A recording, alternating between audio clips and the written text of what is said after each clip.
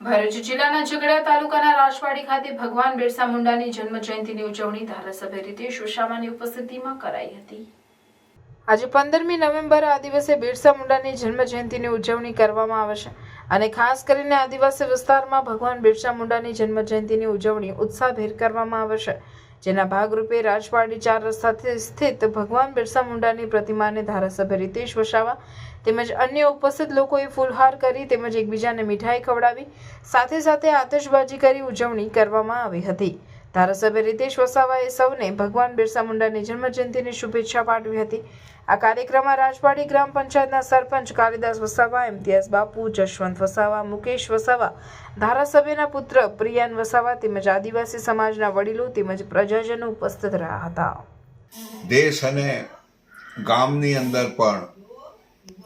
ગામના લોકોનું રાજ છે, અમારું ગામ અમારું રાજ, એ સૂત્ર જ્યારે એમને આપ્યું હોય તો આ દેશના લોકોએ પણ ગામ સભાઓ બનાવીને પોતાના હક અધિકારની માગણી કરવી જોઈએ। આ સરકારના જે વડા છે તે જ્યારે ઝારખંડની અંદર ચૂંટણી સમયે જઈને બિરસા દાદાની પ્રતિમાને પૂજતા હોય, એમની માટી લઈને ચડાવતા હોય, તો મારે એમને કહેવું છે કે આટલા મહાન પુરુષની વાત જ્યારે તમે કરતા હોય તો તમે એમને ભારત રત્ન આપો ને, શા માટે નથી આપતા, મારે એમ કહેવું છે। એટલે એમને ભારત રત્ન આપીને તમે એમની જન્મજયંતિ ઉજવો તો અમે માનીએ કે ના, કંઈક સરકારને આદિવાસીઓની ને આવા મહાન જે જનનાયક છે એમની લાગણી છે એવું માનવાને કારણ ઊભું થાય। અને એમને જે પ્રેરણા આપી છે કે ભાઈ સ્વતંત્ર બનો, આપણા દેશમાં આપણું રાજ હોય, એ જાતની લાગણી જે એમની હતી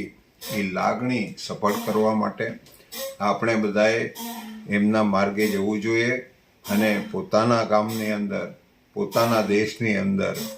આ જાતનું જે મિશન જે ચાલતું હતું અંગ્રેજો સામે, એમાંથી આપણે મુક્તિ મેળવવા માટે બધાએ તૈયાર રહેવું પડશે।